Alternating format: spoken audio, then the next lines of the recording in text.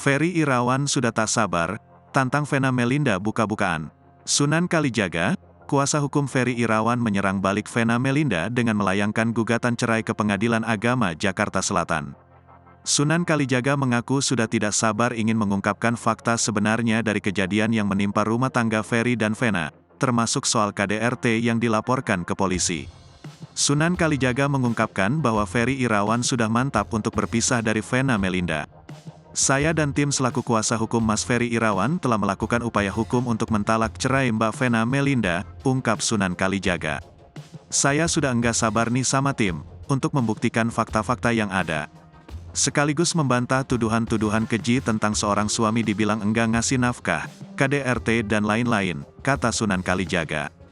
Nanti kita bisa sama-sama buktikan pada saat persidangan, sambungnya.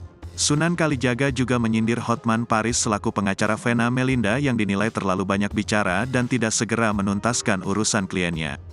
Makanya, gunakan jasa advokat yang masih junior, masih muda.